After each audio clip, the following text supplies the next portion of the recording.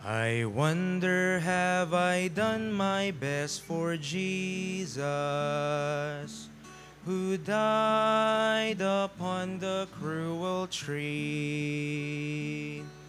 To think of his great sacrifice at Calvary, I know my Lord expects the best from me.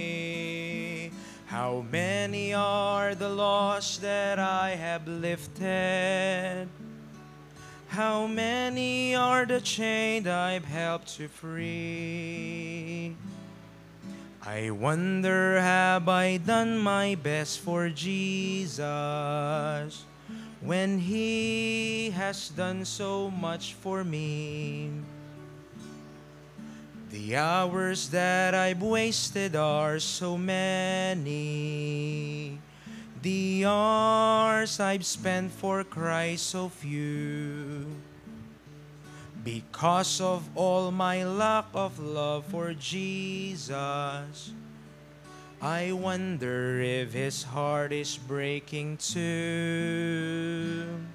How many are the lost that I have lifted? How many are the chained I've helped to free?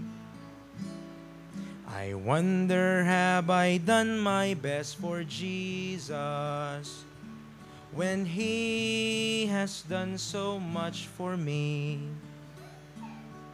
I wonder, have I cared enough for others, or have I let them die alone?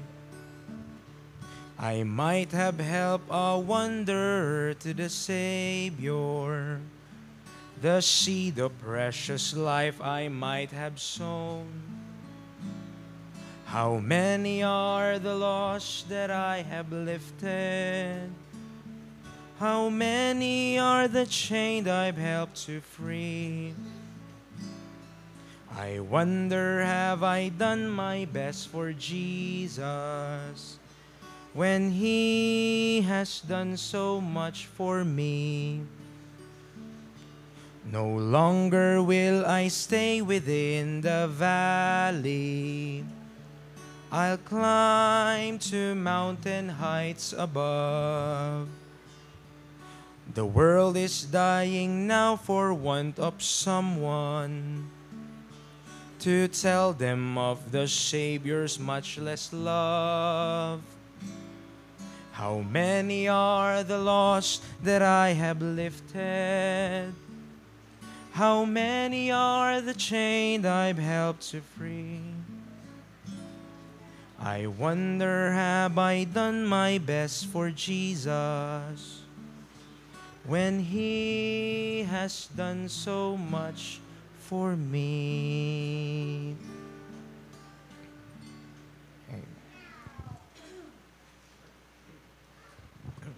Salamat po doon. Tayo po tayong lahat. At ating po simulan ng ating po pag-aaral. This is a continuation again of the same principle that we are learning for the past 2 weeks or 2 lessons, mga kapatid. So, open our Bible in the book of Romans, chapter number 7.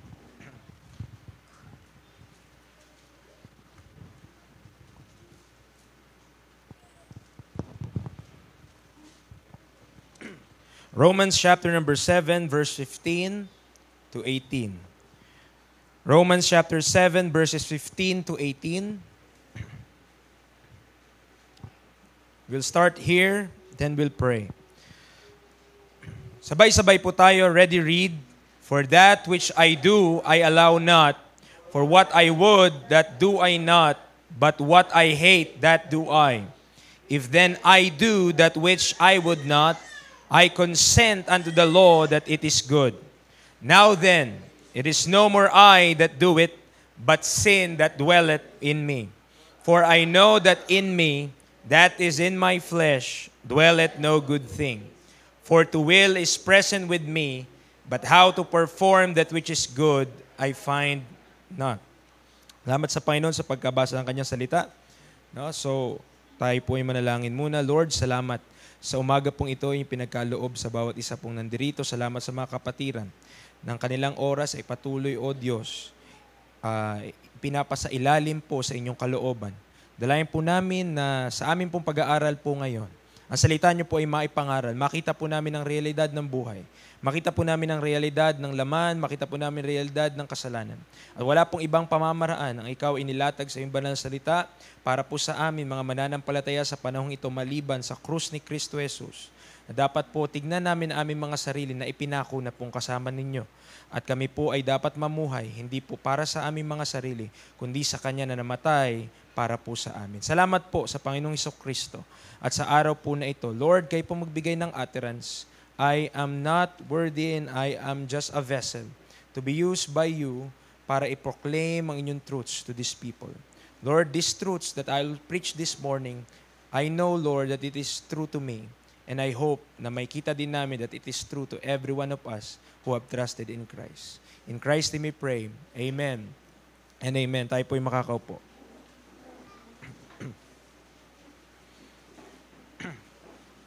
Binasa po natin Romans chapter 7, verses 15 to 18. And in this passage ng scripture, kung mapapansin niyo po, Paul is stating something na parang siya ay isang sinner. No?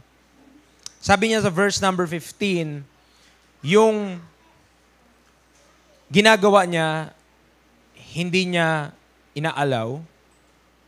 Yung gusto niyang gawin, yung hindi niya nagagawa, kung ano yung kanyang kinamumuhian, yun yung kanyang nagagawa.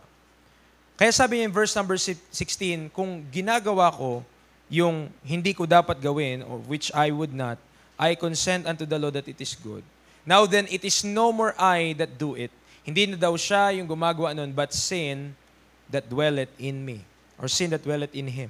For I know, sabi niya, alam niya sa kanyang sarili, sa kanyang laman, dwelleth no good thing. Do you believe that? Do you believe that in our flesh, walang mabuting bagay nandyan? Okay? We should realize that the flesh ay hindi siya, it's untamable. It is not, hindi siya parang isang aso na kailangan amuhin mo para mapasunod mo. Okay? The flesh is a brute beast that could not be tamed. Hindi siya kayang kontrolin. Okay? It could not be unless it dies. Okay? The only way that God designed for the flesh to be under the rule of God is none other than dying. Yun lang. Okay? Apart from dying, the flesh will rule. Okay? Malibang mamatay ang laman, ito ay lalaban at lalaban. Malibang mamatay ang laman, it will still be the ruler of your life. Kaya sabi ni Apostle Paul, alam niya sa kanyang laman na walang naninirahang mabuting bagay. Dwelleth no good thing. For to will is present with me, but how to perform that which is good, I find not. Kapag tayo po ba ay nagpe-pray, ito yung sinasabi natin, Lord, nangihina po ako. Palakasin niyo po ako para matalo ko po ang laman. Or palakasin niyo po ako para po hindi po ako magkasala. Okay. And in those prayers, I believe that those prayers are sincere. That we really desire na ang kasalanan ay hindi mag-rule o maghari sa atin. Tama po ba? That's why we are praying those prayers. Pero gusto kong tignan natin on that line of thought or on that line of prayer that ang gusto ng Panginoon, hindi yung palakasin ka. Because that is you, that is your flesh. Hindi yun yung desire ng Diyos. Okay? God does not want you to live. Ayaw niya na mabuhay ka. Gusto niya, siya yung mabuhay sa'yo. Kaya Christ liveth in me. So therefore, a better prayer would be, Lord, let me die, that thou shalt live in me. Kapag sinabi mo nang hina ako, Lord, palakasin mo ako para matalo ko yung kasalanan, sinasabi mo na ikaw yung tatalo sa kasalanan. But when we see ourselves inadequate, ibig sabihin, hindi natin kaya sa ating sarili na talunin ang kasalanan, that's where we will have victory. Because only through Christ we have the victory. Sa pamamagitan lang ni Kristo Jesus, meron tayong katagumpayan. When we cease, kapag tinigilan nating tignan yung ating mga sarili at sabihin na mahina talaga ako at talagang wala, bumibigay talaga ako lagi sa kasalanan because we are trusting in our flesh. Because we are trusting in ourselves. Kaya every time that we trust in ourselves, bibigay ka talagang magiging failure tayo. Okay? The only means by which God nilagay niya sa kanyang salita in these pages of the scripture is for a believer to come into a realization na hindi niya kayang makawala sa kasalanan unless yung flesh mamatay. Unless the flesh dies, we could not gain the victory. Tignan niyo yung verse 25. After this long discourse in Romans chapter 7, dinidiscuss ni Paul yung kasalanan na nasa kanya, pero tignan niyo how he comes, paano siya nagkaroon ng victory. Verse 24 muna. O wretched man that I am, who shall deliver me from the body of this death? Sino daw? I thank God through Jesus Christ our Lord. Sino? Not your flesh na malakas. Hindi kapag malakas ako, hindi kapag kaya ko, kundi only through Lord Jesus Christ. Naintindihan niyo po? Yung way for us to be delivered is not through our own strength. Sabi dun sa isa kong binasa, na which last week, dinidiscuss ko po sa inyo, God works through paradoxes. Ibig sabihin, His ways are not your ways. His thoughts are not your thoughts. Iniisip natin, if you want to live, then dapat mabuhay tayo. No, sabi ng Diyos, gusto mo mabuhay, mamatay ka. Kung gusto mo mabuhay ka sa sarili mo, mamamatay ka. But if you will die in yourself, in your flesh, you will live. God works through paradoxes. Ibig sabihin parang baliktad, parang kontra, parang in our own thinking, in our own measure, in our own, yung ating sariling sukat, mga kaibigan, mga kapatid, parang magulo. How could I live when I die? How could I, paano yun? Paano ko mabubuhay? Kung patay nga ako. Diba? But do you believe in Jesus Christ? Yun yung sinabi niya eh. Kailangan mamatay tayo. Tignan mo, Romans chapter 6, atras ka. Romans chapter 6, verse 11. What does the Bible says? Likewise, reckon ye also yourselves to be dead indeed unto sin, but alive unto God through Jesus Christ our Lord. Maliwanag ba? Sabi niya, ibilang mo yung sarili na patay sa kasalanan at buhay sa Diyos sa pamamagitan ni Jesucristo na ating Panginoon. Another is verse 6. Atras tayo ulit. Verse 6 to 7. Knowing this, that our old man is crucified with Him, that the body of sin might be destroyed, that henceforth we should not serve sin. For he that is dead is freed from sin. Question, mga kapatid. Do we recognize na kahit tayo'y mananampalataya na, ang kasalanan ay patuloy na parang siya yung naghahari sa atin? Do you recognize na kahit save ka na, kung save ka, bakit yung kasalanan nagro-rule pa rin sa'yo? Ba't nagro-rule pa rin siya sa akin? Kapag may magsabi dito, hindi yun totoo, ay, salamat sa Panginoon. You have attained. Okay? But if not, kung kagaya ko, lahat tayo, ay nag-i-struggle pa rin sa kasalanan, meaning to say, totoo to. Kailangan, sabi niya in verse number 6 to 7, kailangan yung old man mo crucified. Okay? Kailangan yung old man natin crucified, that the body of sin might be destroyed, that henceforth we should not serve sin. That's what God wants. Gusto niya na hindi natin paglingkuran ang kasalanan. Pero kagaya ba tayo ni Paul sa Romans chapter 7, yung binasa natin kanina, na yung gusto natin gawin para sa Panginoon, di natin magawa. Pero yung kinamumuhian natin, yun yung nagagawa natin. Amen. Alam niyo po, kapag hindi tayo pumunta sa punto ng ating buhay, nasawa na tayo sa sarili natin, hindi natin makikita si Kristo na nag-work talaga sa atin. Kapag okay ka pa sa flesh mo, kapag masaya ka pa sa sarili mo, kapag okay ka pa na ganyan, hindi mo pa makilala si Kristo. Pero kapag nakita natin, sawang-sawa ka na sa sarili mo, alam mo yung umay ka na sa sarili mo. Talagang sarili ko, galit, ang pangit talaga na ugali ko. Talagang, Lord, patayin mo na lang ako, ganito talaga ako. Diba? Hanggat di tayo umaabot sa point ng, ano yun?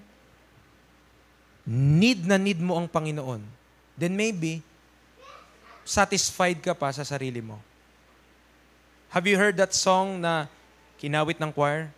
Jesus hath satisfied my longing. Kanino tayo nasa-satisfy?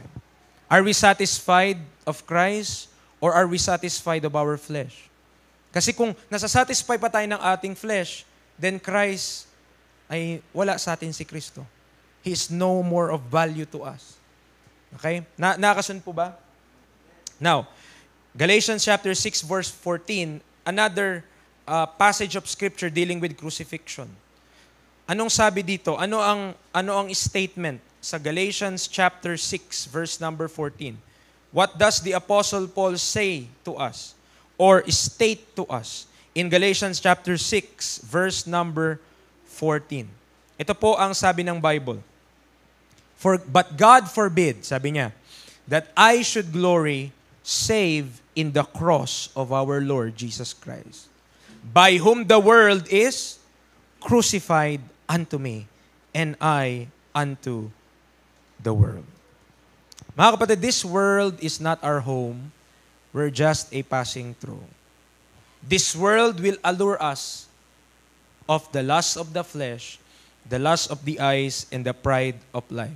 But in the end, sabi nga, when lust has conceived, it bringeth forth sin. And sin, when it is finished, bringeth forth death. Masarap lang sa umpisa yung lust. But its progression is toward death. Diretso sa kamatayan po mga kapatid, ang lust. Do you believe in the power of the gospel? Tanong po yun. Naniniwala ba tayo sa kapangyarihan ng Ebanghelyo? Anong sabi ng Romans 1:16? I hope sa ulo ng iba. For I am not ashamed of the gospel of Christ. For it is the power of God unto salvation to everyone that believeth, to the Jew first and also to the... Do you believe that verse? Do you believe na kapangyarihan ng Diyos ay kaliligtas ay ang Ebanghelyo ni Kristo? Do you believe that Christ dying for our sins, being buried and rose again the third day, that's the power of God unto salvation? Do you believe na kapag pinaniwalaan ng isang tao yung mensahe po na yon, ay siya ay lilipat mula sa kadiliman tungo sa liwanag, mula sa kamatayan tungo sa buhay? Do you believe that?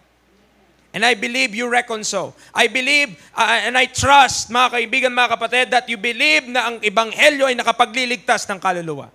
Amen. And that save us from hell, mga kapatid, na hindi na tayo magbabayad ng penalty of sin, but that one day, we will be with God forever and ever. Do you believe that? There's power in the gospel. Amen. Kailan tayo na-save? Nung tayo ay bumitaw or tayo ay hindi na nagtiwala sa kahit na ano, maliban kay Kristo Jesus. That's the moment we got saved. Ephesians 1:13, what does the Bible says? In whom, na kung kanino kayo ay nagtiwala, in whom you also trusted. After that, you heard the word of truth. Narinig mo yung salita ng katotohanan, ang ebanghelyo ng iyong kaligtasan, na nung kanino kayo naniwala. Na kung kailan kayo naniwala, in whom you, after that you believe, pagkatapos yung maniwala, anong sabi ng Bible? Naselyohan na kayo ng banal na spirito ng pangako. That's the power of the gospel, mga kaibigan, mga kapatid. It indwells the believer with the Spirit of God. The moment na nagtiwala siya sa ginawa ni Jesus Christ, he passed from death to life. Nung naniwala tayo sa ginawa ni Jesus Christ, mga kapatid, the power of the gospel removes us from that condemnation. Inalis tayo mula doon sa kapahamakan na naghihintay po sa atin. Salamat sa Panginoon. Amen. So, para pala maligtas ang isang tao, kailangan yung mensahe ng Diyos paniwalaan niya. And that message must be the only message na pinagtiwalaan mo. Walang iba. Kapag nagtiwala ka pa sa yung ginagawa, sa katapatan mo, hindi ka masisave. Because salvation is by trusting only on that finished work of Christ. Yung kaligtasan ay pagtitiwala lang dun sa tapos na ginawa ni Kristo Jesus. Kapag dinagdagan mo yon or kapag meron pang iba, maliban doon, you will not be saved. Hindi ka masisave. Amen. Do you reckon? Ibig sabihin, naintindihan po ba natin?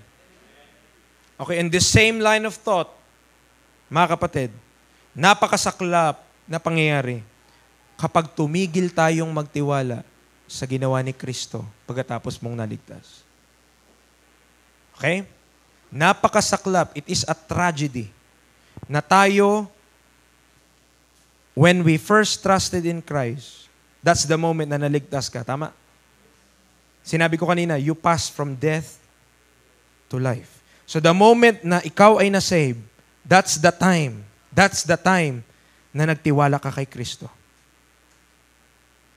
Now, pag lumagpas ka na doon, anong meron na? That's the Christian life. Tama? Christian life na yon. Pagkalagpas mo sa linya na yon. Paano ka mabubuhay sa Christian life? The same that you trusted in Christ here, you trust in Christ here. The same na hindi ka nagtiwala sa sarili mo dito, di ka dapat magtiwala sa sarili mo dito. Okay? Nakasunod po. It is the same. Yun talaga nakalagay sa Bible. 1 Corinthians 15, basahin niyo yung Gospel, verse number 1. Anong sabi ng Bible? Moreover, brethren, I declare unto you the gospel, which I preach unto you, which also ye believed, and wherein ye stand. Nakita nyo? Pinaniwalaan mo na save ka. Pagkatapos mong pinaniwalaan yon, tumigil ka ba? No, tumayo ka doon. You stand. Bakit? Because yung pamamaraan ng Diyos on how to be saved from the penalty of sin ay ang same na pamamaraan ng Diyos to be saved from the power of sin. Naintindihan niyo yung terminology. When we say penalty, yun po yung mapupunta ka sa impyerno. When we say power, yun yung hanggang ngayon sa ating flesh, nag-ahari siya. Okay? So, yung kapangyarihan ng Diyos na palayain ka from the penalty of sin, anong ginamit niya? Death, burial, and resurrection of Christ. Nakakuha po.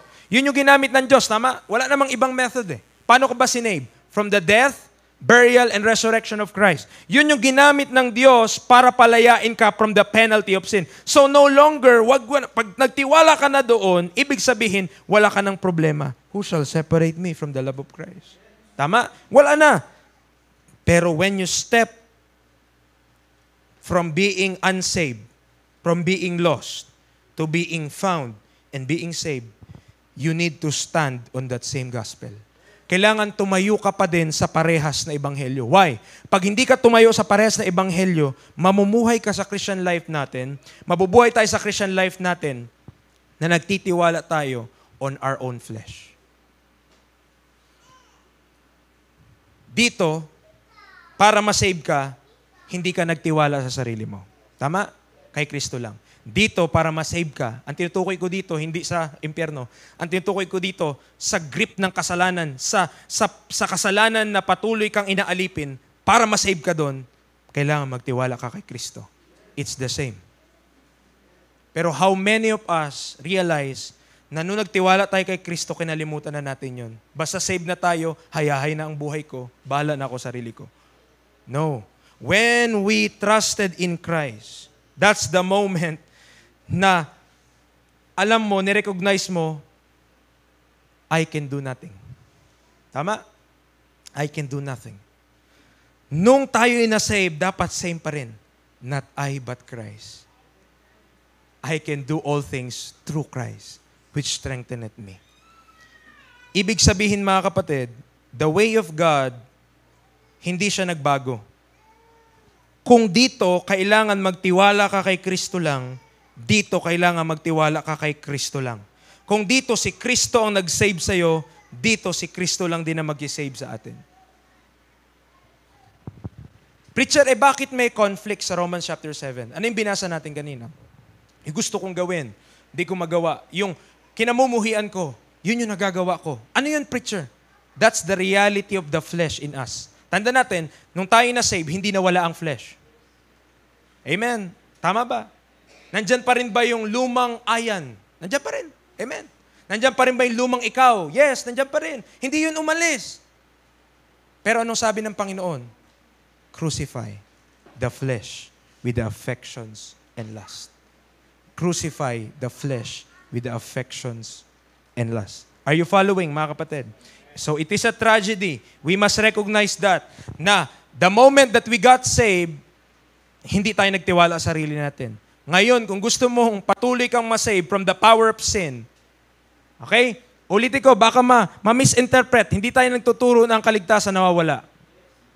Okay? We are not teaching that salvation could be lost. It is final. The moment na nagtiwala tayo kay Kristo, napasayo na ang buhay na walang hanggan. Amen.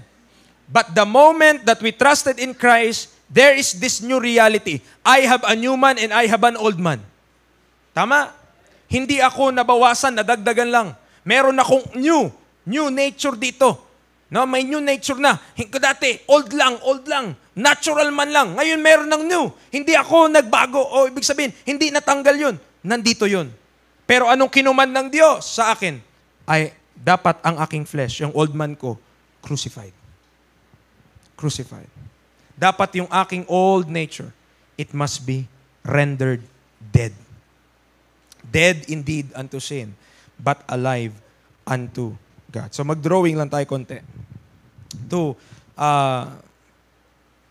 realize this truth. So may illustration tayo. This illustration, ito yung binabanggit ko na kanina.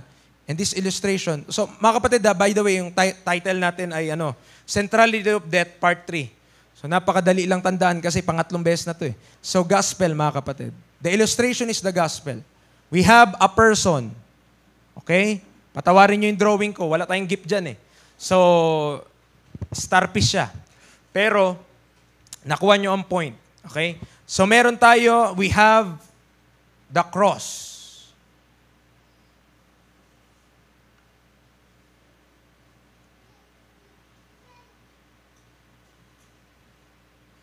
Tama ba? Okay. Kasi ganun daw yan eh, sa mga coloring book. Okay. So magdodrawing ako ng dalawang cross. Preacher, ba't dalawa? I will explain later. We have two crosses. Okay? We have two crosses. We have the same picture. Parehas lang yan. Sa parehas na picture, we have death o crucifixion, death, burial, resurrection. Crucifixion, death, burial, resurrection. Parehas lang yung picture. We have man dito. Paano na-save ang man? Paano na-save yung tao? Paano ka na-save? When you believe the record of God. Tama? Noong pinaniwalaan mo kung ano ang sinabi ng Diyos sa salita niya na si Kristo ay namatay para sa ating mga kasalanan. Tama po ba? We got saved when we believe the death, burial, and resurrection of Christ. Amen? Tama, di ba? Consequently, ibig sabihin, as a consequence, according to Romans chapter 6, may nangyari the moment we believe. Meron pong naganap, though unseen with your own eyes. Hindi mo man nakita yun eh. Nandun ka ba? Nandun ka, pero hindi mo nakita. Ano yun? You are baptized into Christ. Sabi ng Bible. Basahin, Romans chapter 6. Anong sabi? Verse 1, shall we continue in sin that grace may abound? Verse number 2, God forbid. Know ye not? Ano sabi? Ano sabi? Know ye not? Okay. Know ye not? God forbid, how shall we that are dead to sin live any longer therein? Know ye not that so many of us, as were baptized into Jesus Christ, we're baptized into His death. So the moment that we believe, hindi natin nakita yon, hindi natin nakita. The moment we believe, we're baptized into Christ. Okay. So, ito si Jesus Christ to ha. This is Jesus Christ.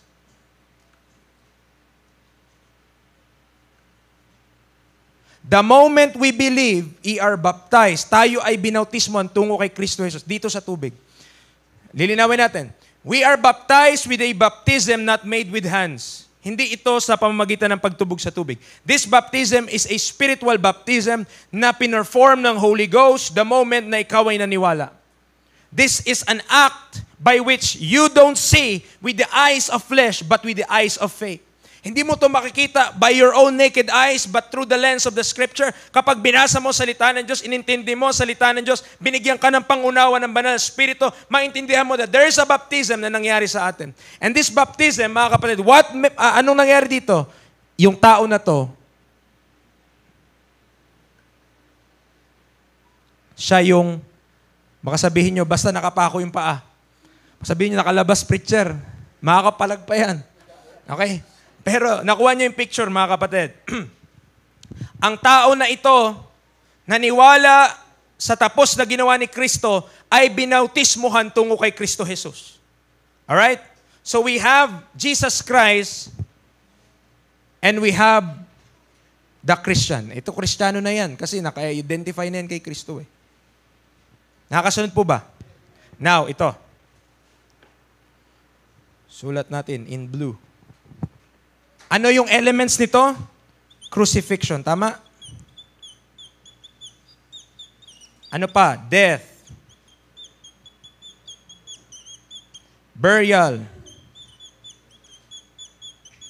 And resurrection. Sino po ang nakakaintindi na ito ay crucifixion, death, burial, and resurrection? Amen? Nakakasunod naman. So yung tinuturo natin dito, this is 1 Corinthians 15.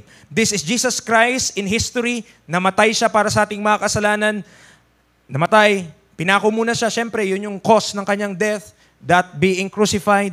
And then, na-burial, nalibing siya, and He rose again the third day. Now, preacher, bakit dalawa yung cross? Bakit dalawa yung death? Bakit dalawa yun? Kasi sa Kristiyano, ano nangyari? I am crucified with Christ. Tama?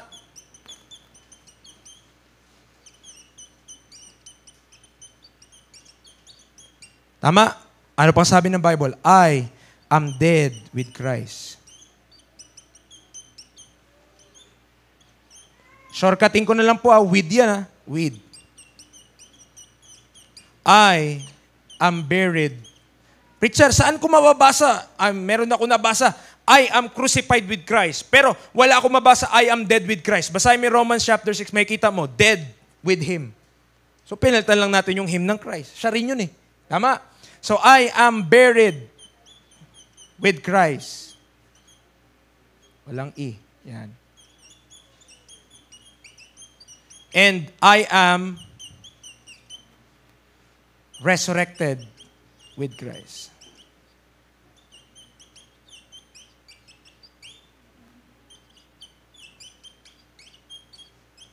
Nakita niyo po? Yung nangyari kay Kristo, nangyari sa'yo the moment you believe. If Christ is crucified, and by the way, bakit na-crucify si Kristo? Bakit ipinako si Kristo sa krus? Because of our sins. That's why the Apostle Paul could also say na we are already dead to sin. Kasi si Kristo patay na dun eh. Kung ano nangyari kay Kristo, nangyari sa atin. Jesus Christ, the Christian. Crucifixion of Christ, I am crucified with Christ. Death of Christ, I am dead with Christ. Burial of Christ, I am buried with Christ. Resurrection of Christ, I am resurrected with Christ. Whatever happens to Christ on that gospel, mga kapatid, it happens also to us. Nangyari din sa atin yon. And we should see it na, totoo ba yung preacher? Baka naman ano lang yan. misteryosong doktrina. Basahin mo yung Romans chapter 6 para makita mo that I am speaking the truth of God. Na kung anong these truths, Galatians chapter 2 verse 20, hindi ito hula-hula hoop, mga kapatid. Hindi ito hinilaan lang at parang kinuha mo lang out of context. No. Because, kagaya na sinabi in 1 Corinthians 15, the gospel that saved us when we believe is the gospel that we should stand for. Yun dapat yung ating tinatayuan at this very moment. The same gospel na nagligtas sa kaluluwa mo is the same gospel na dapat tayuan mo bilang ligtas. Okay? Nakakaintindi po ba? Papangalanan ko yung dalawa na yan. Yung ginawa ni Kristo sa atin para masave tayo, di ba? That's substitution. Dapat ikaw yun, pero siya nang gumawa. Tama? Ibig sabihin, siya yung naging substitute mo. Instead, ikaw, siya lang. Instead na ako, si Kristo. Ano dito? Identification.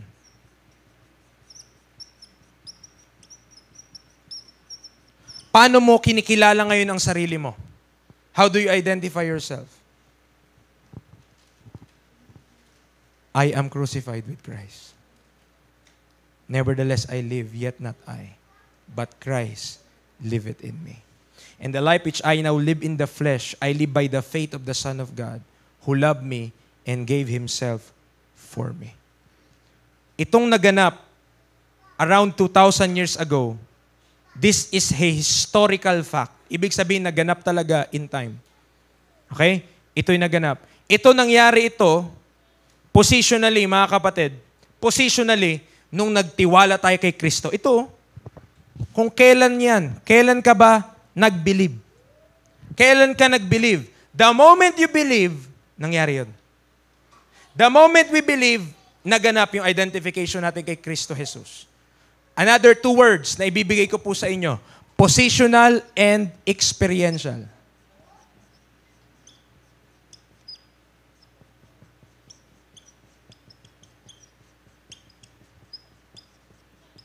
Preacher, what is the difference? Positional and experiential. Mga kapatid, marami tayong truths na natututunan sa church. Tama? Kapag nag-aral tayo ng Bible, marami tayong matututunan. Alam nyo yung mga, I am already seated in heavenly place. Tama? Alam nyo, nakaupo ka na dun, no? And those truths, mga kapatid, ay positional. Ibig sabihin, it talks about our position. Ngayon, though, ikaw ay nandiyan ngayon, nakaupo ka na pala dun. Na kahit tayo ay nandito, nag-uusap tayo, nagpipreach ako, kayo po ay nakikinig, that we already have a seat up in heaven. Do you believe that? Amen. Tama. But how about experiential?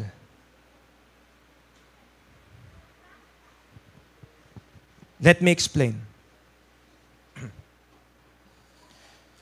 Hindi po ibinigay ng Diyos ang Bible so that men will just be intellectuals at matatalino pagdating sa salita ng Diyos.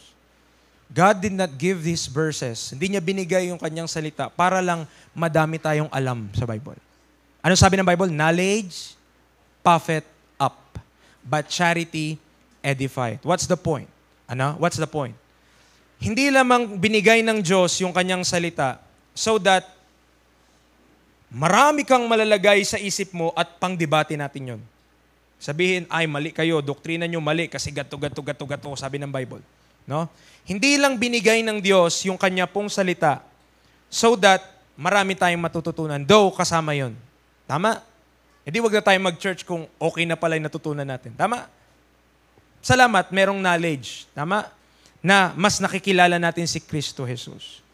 But it is very dangerous to learn the Bible in your head and not at hindi included yung puso mo at yung katawan mo. Ano ibig sabihin, preacher? Pag walang practice from the doctrine, dangerous yung bagay na yun.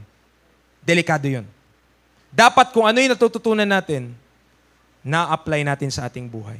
Ibig sabihin, kahit nga sa, kahit nga sa math, may tinatawag pong applied mathematics. Bakit, preacher, ganun? Aanhin mo naman yung algebra sa tunay na buhay. Ganun yung sasabihin nila eh. Aanhin mo yung kalkulo sa tunay na buhay. Aanhin mo yung X, Y, Z, A, B, C, D, E, F na nilagay mo sa kabit ng mga number. Para saan yun? Para sa ating di nakakaunawa, mga kapatid, hindi talaga, it doesn't make sense to us. Tama?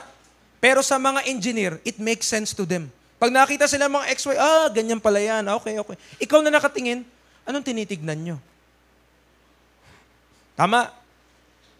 Isa pang halimbawa, kung di natin naintindihan yun. Sa mga, tayo dito siguro, karamihan dito hindi nakakaintindi ng Chinese.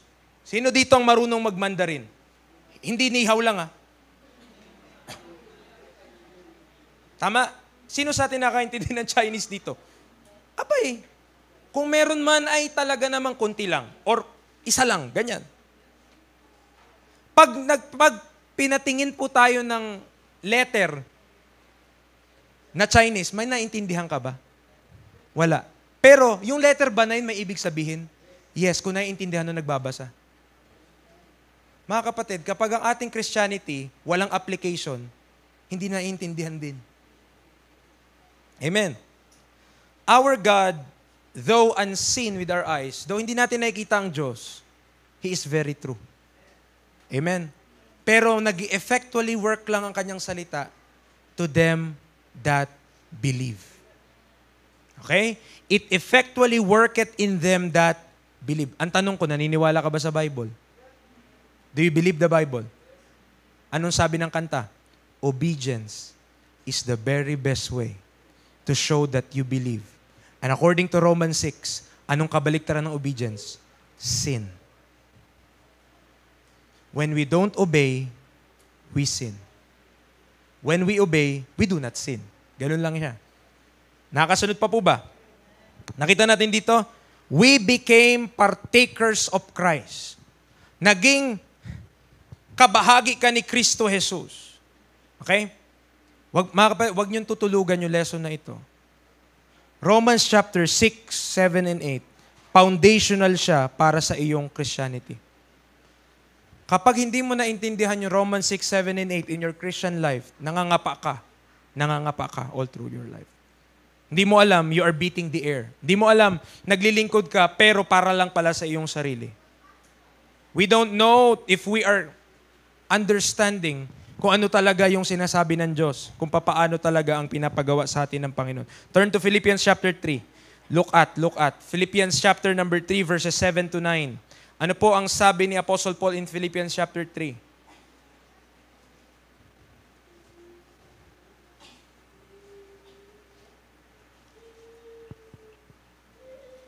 Philippians 3, 7 to 9, the Bible says, "But what things were gained to me, those I counted loss for Christ. Yet doubtless, and I count all things but loss for the excellency of the knowledge of Christ Jesus my Lord, for whom I have suffered the loss of all things, and do count them but dung, that I may win Christ." Nakita natin? That's the seriousness that we're talking about kapag pinag-usapan po natin how to serve God. How to live the Christian life. Sabi ni Apostle Paul, lahat ng mga sa palagay niya, gain sa kanya yon. Ibig sabihin, may value sa kanya yon. Ano pong nangyari? Ibinilang niyang loss for Christ. At ano pang nangyari? He count them but dung. Ibig sabihin, ano ba yung mga yon? Verse number 4. Basahin natin. "Though I might also have confidence in the flesh. If any other man thinketh that he hath whereof he might trust in the flesh, I more." Kung meron doon nag-iisip na pwede siya magtiwala sa kanyang sariling laman, siya yun. Mas mahigit pa siya.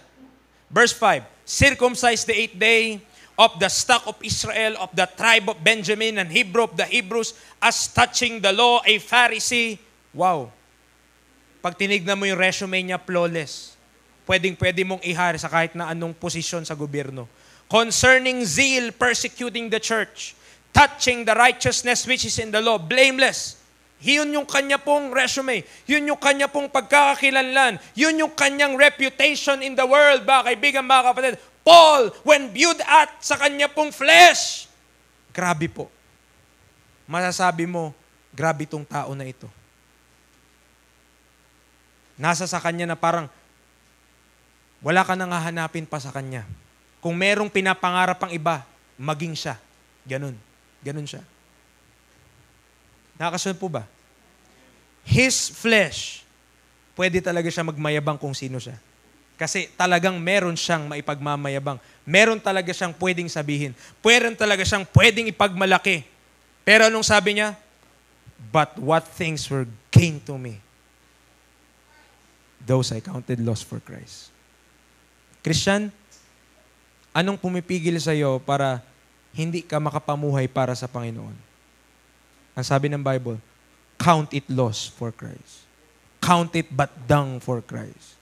Hayaan mo na yung reputasyon mo. Hayaan ko na yung reputasyon ko sa sanlibutan, that I may win Christ and that I may win some. Amen. Kapag careful tayo na maintain kung sino tayo sa sanlibutan, mga kaibigan, mga kapatid, we will never win Christ. Because sabi ng Bible in verse number 8, kailangan binilang niya muna ang kanyang sarili o ang lahat ng mga meron siya na dung. Dumilang, that I may win Christ. Verse 9, and be found in Him, not having mine own righteousness which is of the law, but that which is through the faith of Christ, the righteousness which is of God by faith.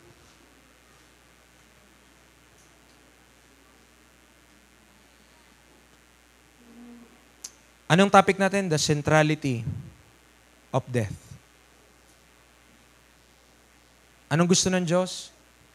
Mamatay tayo sa ating mga sarili. Dead to myself, dead to my sins, dead to my flesh, dead to myself. And by the way, pag binaliktad mo yung flesh, ano ba?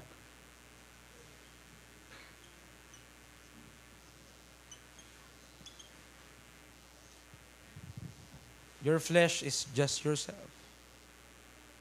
Yung ating laman ay yung sarili natin.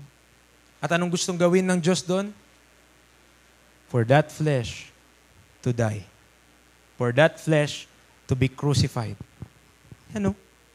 Gusto niya yan. Yan ang gusto niya mangyari. Not just positional. Hindi lang mabasa mo, I am crucified with Christ, pero hindi naman totoo sa buhay natin. Hindi lamang sinabi natin, anong life verse mo? I am crucified with Christ. Nevertheless, I live, yet not I. Pero hindi naman totoo on our personal life. It's good na ang atin pong life verse, Galatians 2:20. But make our life verse our life verse. Ibig sabihin, maging sa buhay natin, dapat totoo yun. Maging sa buhay natin, dapat real. May touch of reality yung verses na ating kiniklaim. Amen. Hindi lamang hindi lamang pag tayo ay nagkukuha ng verse sa Bible, I trust in the Lord. Kailan ka nag-trust sa Panginoon? In my lips, but never in my walk. But never in my practice, but never in my daily life. Our trust in the Lord must be complete. Our trust in the Lord must be hindi lamang sa dila, but in our actions, mga kaibigan, mga kapatid. Amen po ba? Our flesh, walang ibang gusto gawin ng Panginoon dyan, kundi mortify. Mga words na ginagaya niya, mortify. Ano pa? Crucify. Die.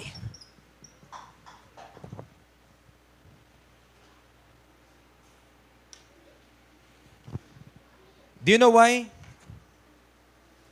Romans 8. Bakit gusto niyang patayan? Romans chapter 8. Verse number 8. Romans chapter 8, verse number 8.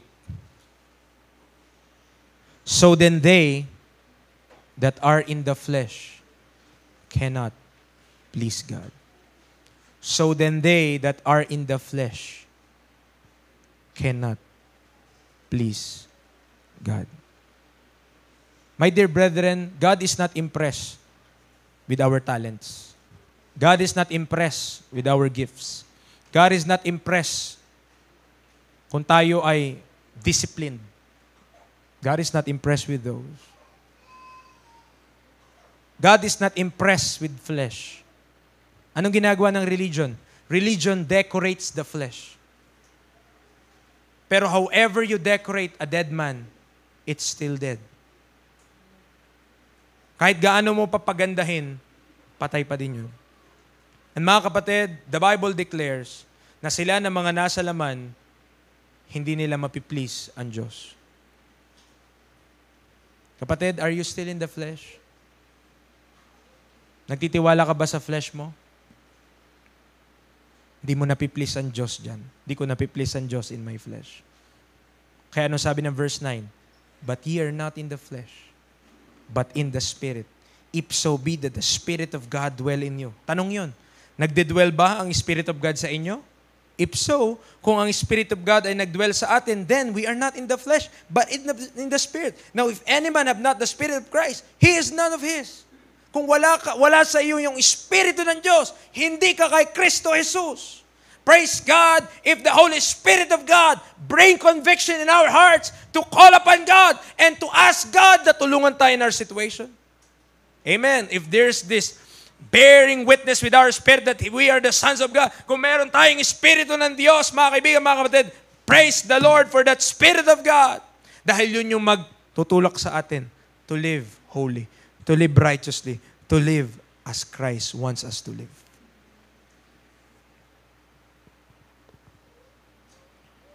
I know I am losing some of you. Ibig sabihin, di nyo na naiintindihan yung sinasabi ko. I know that. Because I experienced it myself. Mga kapatid. Yung Romans chapter 7, like the Apostle Paul, I experienced those things. I experienced the misery. I experienced that, parang bakit ganun? Yung gusto kong gawin, di ko magawa. Yung ayaw kong gawin, yun nagagawa ko. Ganyan. Yung nakalagay sa Romans chapter 7, I myself, mga kapatid, by the grace of God, salamat sa Panginoon, I go through that. Ngayon ito, kagabi, may nagbinabasa akong libro about Romans 6, 7, and 8. At sabi doon, sometimes, no, it is necessary na padaanin ka ng Diyos sa ganon. Okay? Because growth should not be forced. Ang paglago po ay hindi pinipwersa. Okay? Ano ibig sabihin, preacher? Magtanim ka nga ng mangga, wag mong asahan next year, meron ng bunga. Bakit? All those time, pine-prepare niya pa lang yung puno na yun, ang wino-work niya pa lang yung kung gaano kalaki yung yung katawan ng mangga na yun. And maybe, after 5 years, meron na siyang first fruits or something. Pero isipin mo, ang tagal ng ROI. Nagtanim ka ngayon, 5 years mo pa aanihin. Ayun ay kung ang gusto mong anihin, mangga. Pero kung gusto mong anihin, yung mabilis lang na pagtubo, ay magkangkong ka na lang. Para kangkong chips with Josh Mojica ka. Diba, Kurt? Kung nakuha nyo po, depende kasi yun sa tinatanim eh. Tama? So, ang point, ang Diyos po kasi ay kumikilos sa ating heart. He is working in us. Colossians chapter 1. There is this work of God active in the life of the believers. Ngayon, kung hindi mo i-quench at hindi mo i-grieve ang Holy Spirit, tuloy-tuloy yun. Ang problema, kapag tayo nagkakasala, naho-halt yun, napipigilan yun, tumitigil yun. So instead na tayo ay mag-grow, hindi tayo nag-grow. Colossians chapter 1. Dahil na-halt ng sin yung progress na kung saan yung Holy Ghost of God is the agent of that work. Colossians chapter 1, verse number 29. 28 muna. 27 muna. Okay? Colossians chapter 1, verse 27. To whom God would make known what is the riches of the glory of this mystery among the Gentiles. Ano daw yung mystery, ano daw yung glory ng mystery na yun? Which is Christ in you, the hope of glory, whom we preach, warning every man and teaching every man in all wisdom, that we may present every man perfect in Christ Jesus. That is the goal. That is the reason why we're preaching. That is the reason why we are here, to present every man perfect in Christ Jesus. Kaya sabi ni Apostle Paul, verse number 29, whereunto I also labor. Diyan ako nagpapakapagal. Diyan ako naglilingkod. Diyan ako nagpapakapawis. Diyan ako nagpapakaluha-luha. Striving according to His working, which worketh in me mightily. Preacher, bakit parang yung work ng Panginoon sa akin di ko maramdaman? Bakit parang yung work ng Lord sa akin tumigil? Bakit parang yung work ng Panginoon sa akin dati, naramdaman ko talaga nag-work siya, ngayon parang hindi na. Kapatid, titigil ang Diyos mag-work when there is sin present in our lives. He will stop. He will certainly do. Dahil ayaw ng Diyos na may kaagaw ka sa Kanya. Ayaw ng Diyos that God ay merong, kumbaga, yung last week, ayaw ng Diyos na sa puso natin may idols tapos nandudun din siya. It should be God and God alone or never at all. Dapat ang Diyos ang nandoon, or kung gusto mong idols, tanggalin mo na lang ang Diyos. Why? He will not work if there is sin in that heart. Hindi siya mag-work, mga kapatid. At if we want na yung work ng Diyos in us ay mighty, then we should obey kung anong sinasabi ng Scriptures. If we disobey kung anong sinabi ng Scriptures, He will not work in us mightily. He will not. Preacher, ano ngayon kung di mag-work sa akin ng Diyos? Let's see. If you could stand misery, if you could stand discouragement, if you could stand depression, if you could stand sadness, if you could stand those things, go on. Amen. Go on. But like that song says, ano sabi? Jesus has satisfied my longing. Through His blood, I now am saved. Mga kapatid, pag nagpe-pray tayo, we always, kahit alam naman natin yung doktrina tungkol doon, nanghingi ka pa rin ng tawad. Tama? Tama? Practically, nanghingi ka pa rin ng tawad. Nag-ask ka ng forgiveness. Di ba?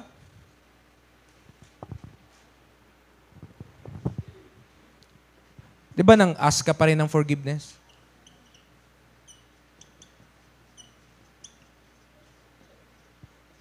Di ka ba nagsasawa? Paulit-ulit lang. Di ka ba nagsasawa that you're asking forgiveness for the 1,000th time?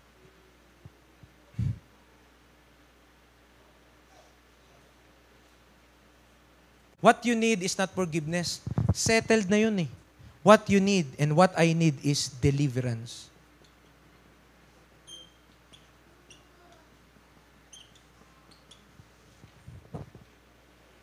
Hindi mo na kailangan patawarin ka ng Diyos, napatawad ka na. Anong kailangan mo? Mapalaya, ma-deliver, makawala. What we need is deliverance from the Lord. What you need is deliverance from your thoughts. What you need is deliverance from your mind. Sabi na isang preacher, the battle is won or lost in the mind. Saan ba yung laban nangyayari? Meron ka ba nakikita dyan sa paligid na ang anghel ng langit at anghel ng impyerno ay naglalaban? Wala ka naman nakita. Kung meron, layuan mo kami. Ayaw namin sa iyo. No? Pero mga kapatid, ito ang realidad. There is a war, ongoing war, and this war is fought in the mind. Sipin mo, parehas lang ng ulam, parehas lang ng kinakain. Yung isa malungkot, yung isa masaya. Anong diferensya? Nasa isip yun. Ay, gulay. Nakakawalang gana namang mabuhay. Pag gulay na naman, wag na lang ako mabuhay. Diba? Eh yung isa, makulay ang buhay sa sinabawang gulay. Ganon.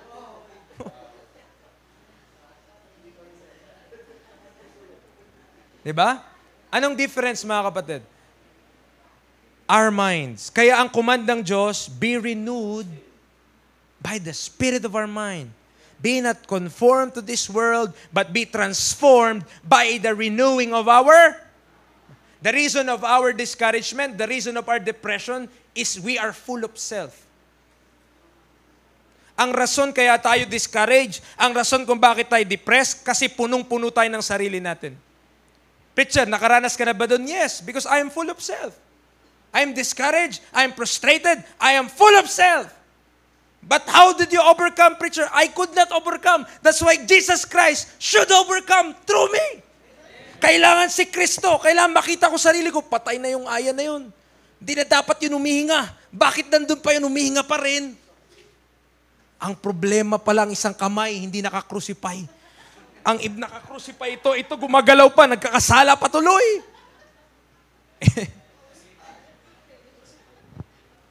Amen. The reason why we are sad, the reason why we're discouraged, the reason why tayo depressed, it's because, mga kaibigan, mga kapatid, punong-puno tayo ng sarili natin. That's the reason why. Preacher, are you sure? Yes, I'm sure. Naranasan ko yun eh. Lungkot na lungkot ako kasi I'm full of myself. I'm living for myself. I'm living for my desires. I'm living for my wants. I want my way. I love my way. And you will certainly be depressed if you are doing the same. Kung tayo ay punong-puno ng sarili natin, gusto natin, yun lang ating ginagawa, madidepress talaga tayo. Madidiscourage talaga tayo. Amen. But when we learn na, Lord, thank you.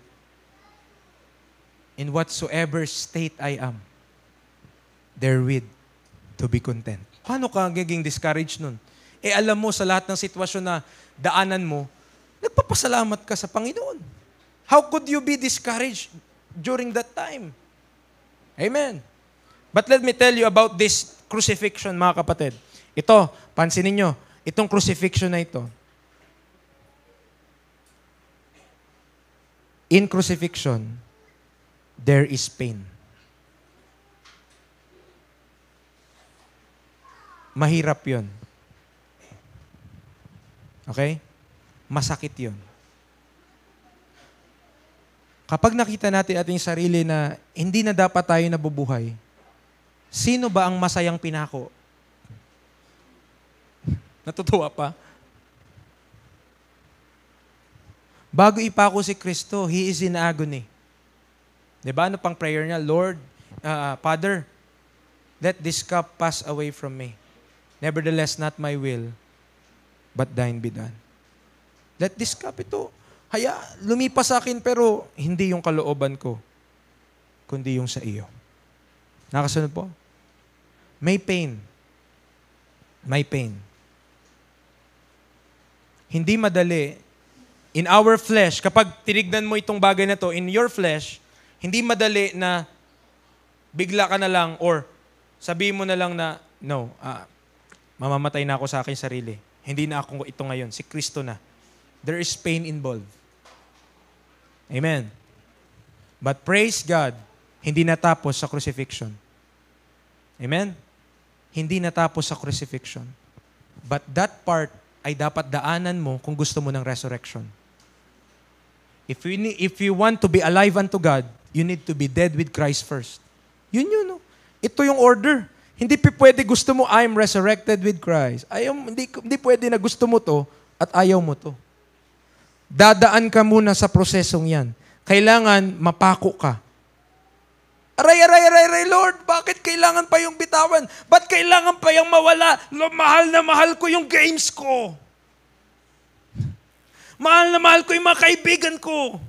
Mahal na mahal ko yung sarili ko. Mahal na mahal ko yung mga awiting ko. Ay, love ko yun. Anong sabi? Anak, be crucified. Mahal na mahal ko yung sarili ko. Sabi ng Lord, mamatay ka na sa sarili mo. I am crucified with Christ.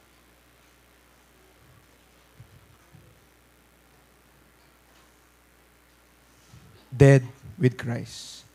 Buried with Christ. Saka lang, I am resurrected with Christ. The order is simple.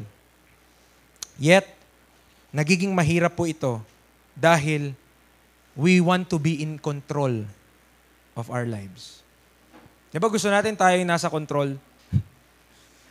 Gusto natin, tayo yung tayo yung nagmamaniobra, tayo nagdidesisyon, tayo lahat. We want to be in control. We don't want God to move. We don't want God to work in us.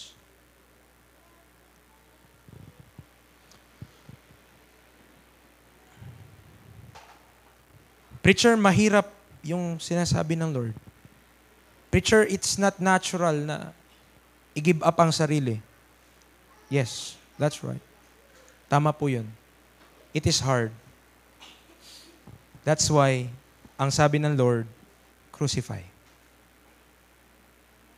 Kasi kung sabihin lang ng Lord, pakigapos mo nga yung flesh mo, magwawala pa din yun. Pag pinusasan mo, magwawala pa din yun. Pero kung i-crucify mo, mamamatay yun. At yun yung gusto ng Panginoon mangyari sa mga believers. That our lives ay hindi na para sa ating mga sarili, but to Him that rose again. Turn to Colossians. I will give you as an important truth.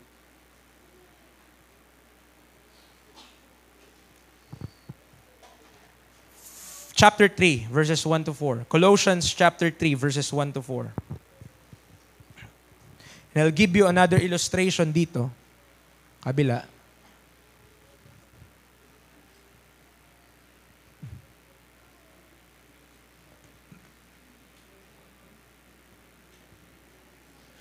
Dito na naman tayo kay Starman.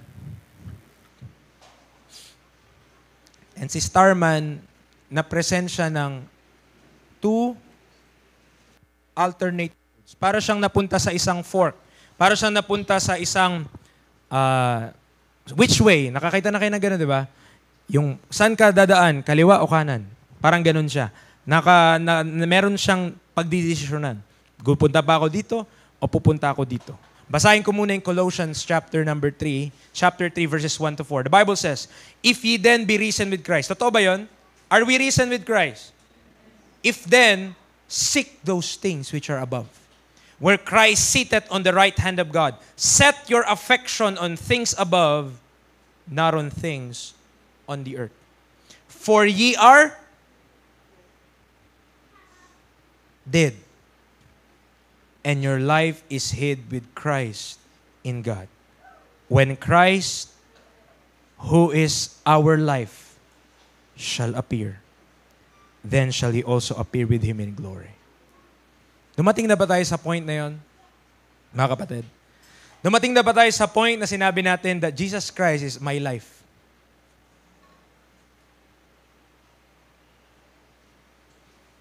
Nasabi mo yun sa crush mo, pero di mo nasabi sa Panginoon. Diba? Ikaw ang buhay ko. Di ako mabubuhay kung wala ka. Di ako makakahinga kung wala ka. Abutin ko ang buwan. Diba? Pero anong sabi ng Bible? When Christ, who is our life, shall appear. Alam niyo po minsan, bakit ka naglilingkod? Ba't ka naglilingkod sa Panginoon? Why do you serve God? Anong motivation mo sa paglilingkod sa Panginoon? Yung iba, naglilingkod kasi dahil merong takot eh. Kung di ako maglilingkod sa Panginoon, di ako pagpapalain. Kung di ako maglilingkod sa Panginoon, gato mangyari sa akin. Kung di ako maglilingkod, papaluin ako ng nanay ko. Di ba? It could be fear. You're serving God because you fear Him. Pero alam nyo, mahinang motivasyon lang yun eh. Big sabihin, kakapusin pa din kahit strong na yun. Diba? Kahit strong motivation yung fear, kakapusin siya. May mas powerful sa fear and that is love. Tama? Kung love yung motivation, aba, pwede na, maganda na. Diba? For the love of Christ, constraineth us. Ang malakas ng motivation yun. Tama? Pero what's greater than that? What's a greater motivation than love and fear? Mga kapatid, gagawin mo ang lahat para sa buhay. Para sa buhay, gagawin mo ang lahat. If Christ is your life, gagawin mo ang lahat para kay Kristo. Amen. Nagsasabi tayo, mahal kong mga magulang ko, di mo nga sinusunod minsan eh. Tama? Nandito yun eh, sa love. Oh. Love yung motivation. Sabi nga, mahal kong magulang ko, hindi ka naman nagugas ng plato, di ka sumusunod, mautusan ka, nagdadabog ka, yung parang nagka-choir ka habang naguhugas. Yan. But what is greater than fear and love is life. Kung iniisip natin, kung wala si Kristo, wala akong buhay. Wow. Amen? Napaka lakas ng motivasyon mo para maglingkod sa Panginoon. Kasi, isipin mo, gantong sasabihin mo, Lord, kunin mo na lang ako kung hindi mo nagagamitin yung buhay ko.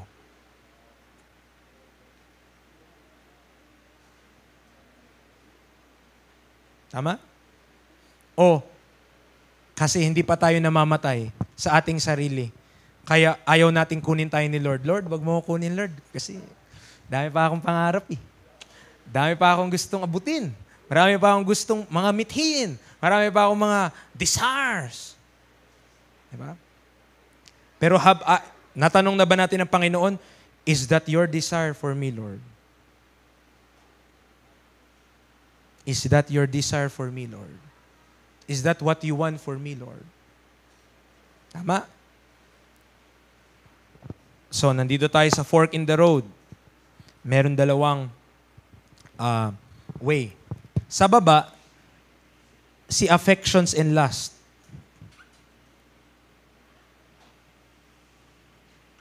So, nakalagay sa signage, affections and lust. Nakalagay dun. Sa baba, affections and lust. Sa itaas, nakaslagay si form of doctrine. Wow. Ang tanong, which way to go? Kapag dumiretso ka kay affections and lust, nakalagay dito, continue in sin.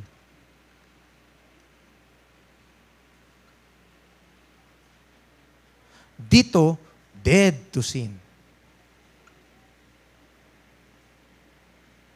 Pag dumiretso ka pa daw,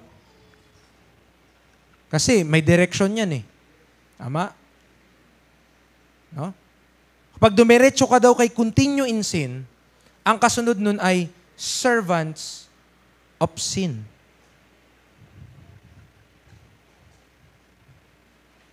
Big sabihin, pag nagpatuloy ka sa kasalanan, alipin ka, magiging alipin ka ng kasalanan. However, kapag dumiretso ka sa patay ka sa kasalanan, magiging alipin ka ng Diyos, servants of God.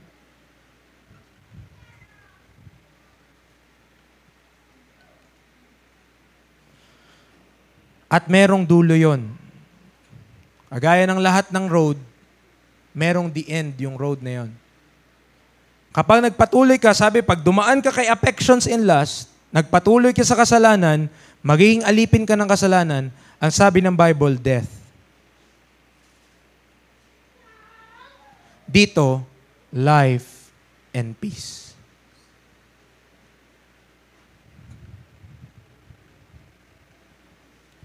Nung tinanaw mo sa malayo, gusto ko yun, life and peace. Ah, ganon? Gusto mo yun? Dito ka ay, parang ang pangit dumaan dito. Ayoko dyan. Bako-bako. Ayoko yan.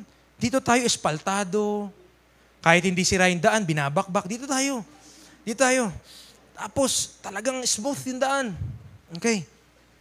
Teka, sabi, hindi ka pwede doon. Pag doon ka, ang dulo ng death, ay wala akong pakialam. Makakarating din ako dito. Dadaan lang ako dito. Meron siguro ditong shortcut somewhere. papunta doon. Gusto ko yung life and peace. If you want life and peace, dumaan ka sa proper road. If you want life and peace, di ka pwedeng dumaan sa affections and lust mo, sumunod ka dito, at gustuhin mo yung end na ito. If you want this end, begin dito sa bagay na to. This is a doctrine, mga kapatid. Dito sa una, no. Dito sa pangalawa, reckon. Dito sa pangatlo, yield. Dito sa pang-apat, fruit. Okay? Meron kang kailangan matutunan. Yung form of doctrine, ito yung form of doctrine na yun. Tinuturo ko sa inyo kanina pa. In Romans chapter 6, 7, and 8. Merong form of doctrine that we need to understand. At ang ire-reckon mo, after you know that form of doctrine, ay patay ka na sa kasalanan. So bukas, pagbabangon tayo, kailangan ibilang natin sarili, patay na ako sa sarili ko. Ginawa mong ano no? Alam mo, parang kinakausap mo sarili mo, patay na ako, patay na ako, patay na ako, patay. You are dead to sin. Dead to yourself. Dead to your flesh. Dead to affections and lust. Nire-reckon mo yon, binibilang mo yon. Then, yung katawan natin, hini-yield natin. That's why we are becoming servants of God. Hindi na tayo servants of sin. And the end of that road is life and peace, mga kapatid. May verses ba tayo dyan, preacher? Yes. Dito sa Romans chapter 6, verse 1 and 2, nakita natin doon yung unang pagpasok mo doon sa dalawang road na yon, meron ka mababasa. Ano sabi ng Romans chapter 6? Shall we continue in sin that grace may abound? God forbid. Know ye not, okay, wala pa ako eh. Know ye not, ano sabi niya? How shall we that are dead to sin live any longer therein? That's the reckon part. Kailangan ibilang mong sarili mo na hindi nagpapatuloy sa kasalanan. Hindi yung sinisip mo, tao lang ako. Makasalanan talaga ako. Wala akong magagawa. Meron kang magagawa. When we say wala tayong magagawa sa kasalanan natin, ginagawa nating sinungaling ang Diyos. Why? Because we have a choice. God gave us a choice, pero nasa sa atin if we will reckon to the good or to the evil. Okay? There is a choice. Dead to sin or continue in sin. Romans chapter 6 verse 20. Romans chapter 6 verse 20. For when ye were the servants of sin, ye were free from righteousness. Servants of sin. Verse 22. But now being made free from sin and became servants to God. May difference. Dito nag-yield na tayo. Kapag nagpatuloy ka sa kasalanan, magiging alipin ka ng kasalanan, kaya malungkot tayo, kaya miserable tayo, kaya hindi tayo makaalis diyan. Bakit? Kalipin ka eh. Preacher, ano gagawin ko kung inaalipin na ako ng kasalanan? Be dead. Crucified with Christ. Dapat patay na tayo sa ating sarili. Huwag nating isipin ating sarili. Hayaan mo ang Panginoon. Christ is our life. When Christ is our life shall appear, then shall we also appear with Him in glory. Romans 8:6. Ito tayo sa dulo. For to be carnally minded is death. Okay? Death. But to be spiritually minded is life and peace. Sino dito ayaw ng life and peace? Sino dito ayaw na ang kanyang paglilingkod sa Panginoon matiwasay, maayos? Yes, merong struggles.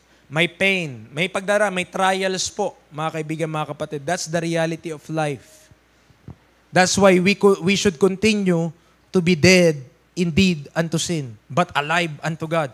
Meron tayong mga pagdaraanan, pero our desire to. Gusto mo dito? Daan ka dyan. Preacher, ano ba ibig sabihin na i-reckon ko? What does it mean to reckon? Mas naintindihan itong illustration ko, mas naintindihan nung merong mga pera sa bank account. Ang bank account po, iba sa bangko, ikaw ay mag-i-imbak ng pera doon or magtatabi ka doon ng pera. Yung iba may passbook, pero yung iba sa app. Walang passbook. Sa app lang nila nakita ang kanilang pera. Paano ka nakakasigurado na yung makikita mo sa app, pera mo talaga yun? Baka hinulaan lang yun ng bangko at sabi niya, ito ang pera mo. Paano ka nakakasigurado? Tiwala ka eh. Tama? Tiwala ka na yung nilagay mo doon, tapos tinignan mo yung sa app, meron akong 20,000. Okay. Binibilang mo sa mind mo na yung 20,000 doon, pera mo talaga. Sa papaanong paraan mo napapatunayan yun? Halimbawa, gagamitin mo yung debit card mo, pambili, doon sa Royal, doon sa SM. Tiwala ka na may laman yun. Kasi tinignan mo yung debit, app mo 20,000. Tapos nakita mo yung bibili mo, 2K. May pambayad ako dyan. Sige. Lalabas mo yung debit card mo, ipapasok nila doon sa machine nila. Okay? At success, magpiprint.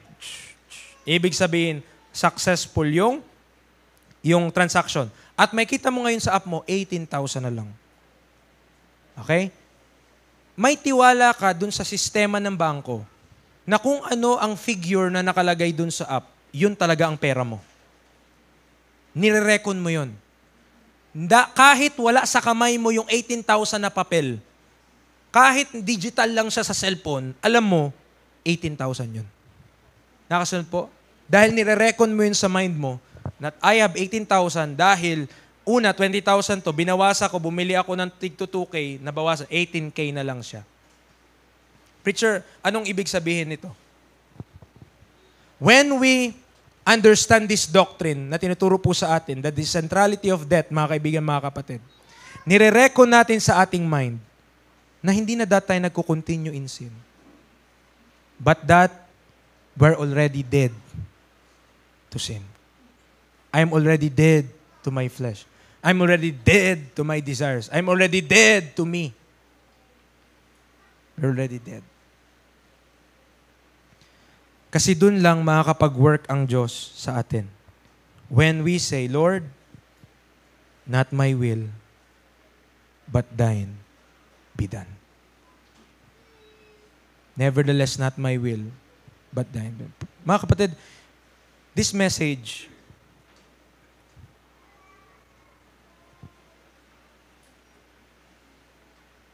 I preach this message by the grace of God to help tayong lahat, para matulungan tayong lahat. Napakahirap po na ang Christianity natin pinagtatawanan ng sanlibutan. We are unaware, pero kapag ang ating Christianity, it does not manifest Christ in our mortal flesh, we are blaspheming the name of God with our own life.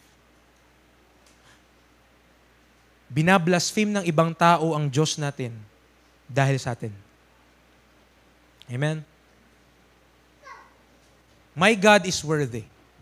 Tama? Our God is worthy. Karapat-dapat siya ng ating buhay. Karapat-dapat siya na ibigay mo ang lahat mo. Karapat-dapat siya sa, sabi doon, mind, soul, strength, heart. God is worthy ng buo na yon. Karapat-dapat siya sa buong lakas po natin, mga kapatid. Karapat-dapat siya sa buo nating puso. Karapat-dapat siya sa buo nating lakas, sa buo nating kaluluwa. God is worthy. Pero mga kapatid, very, very few, if there are any, is serious about these matters. Many of us will attend church, pero we are not serious about the things of God. Di tayo seryoso sa mga bagay ng Diyos. To us, this is just a religious ritual that I need to attend every week. This is just out of my habit. This is just my routine for the week. Kasi inisip natin, when I attend church, quits na kami ni Lord.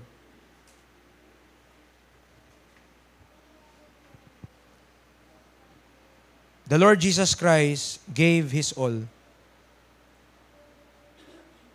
but first left it all. Iniwan niya muna lahat. Iniwan niya yung ganda ng langit, iniwan niya yung kung anong meron siya doon. The glory of heaven, His reputation in heaven. He left everything up there, came down to earth, and became a servant, made like to sinful men. Ginawa yun ni Jesus Christ. Amen. Bakit niya ginawa yun? To save you and me. Para iligtas tayo. Ngayon, kapag sinabi ng Panginoon, I beseech you therefore, brethren, by the mercies of God, that ye present your bodies as living sacrifice, holy, acceptable unto God, which is your reasonable service. God is not asking you a big thing. God is asking you a reasonable thing. Inaas niya lang sa'yo yung dapat.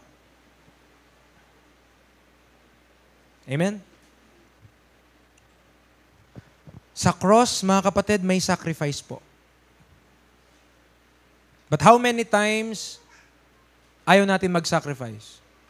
Because we are full of ourselves. We are full of self, we are full of me, we are full of I. That's why hindi natin masunod yung Holy Spirit kasi mas nananaig most of the time tayo. Yung gusto ko, ako ito eh. What I want, what I desire. What my plans are, what my dreams are, what my thoughts are. Yun yung nangyayari, mga kapatid. In all of this, God is not forcing us. Hindi tayo pinipilit ng Diyos. We have a road to choose. Kung gusto mo dito, pay the price. Kung gusto mo dito, you'll pay that price.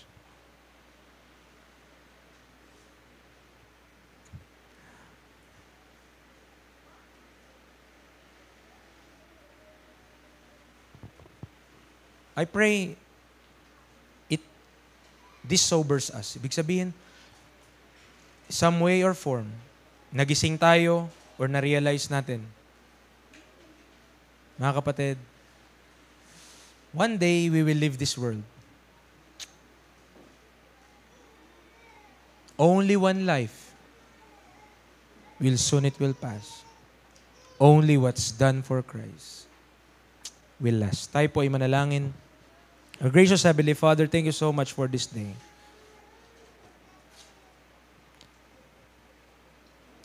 Lord, paunawan niyo po sa amin na ang demand mo or instruction mo that our flesh should be crucified is not a heavy burden. But in reality, Panginoon, ito yung makakapagpalaya sa amin from the burden of sin. Na patuloy kaming inungod-ngod, patuloy kaming pinipress down, patuloy kaming binibigyan ng kabigatan. Lord, help us to be tired of self, to be tired of sin, para magsawa na kami, Panginoon, dito. Makita namin that you are worthy and you are our life. May your words be not words that are just flowing into the air, but words that goes deep to our hearts and apply it to our lives. If these are only words which narinig namin sa kabilang tenga at lalabas sa kabilang tenga, Lord, sayang. Pero nawa, maging seryoso po kami. We're talking about life or death. We're talking about sin or righteousness. Help us to choose what's right. Help us to choose what's righteous. Kahabagan niyo po kami, Lord. I hope we could serve you and please you with the life of Christ in us. We praise you, Lord. We thank you. In Christ's name we pray. Amen and amen.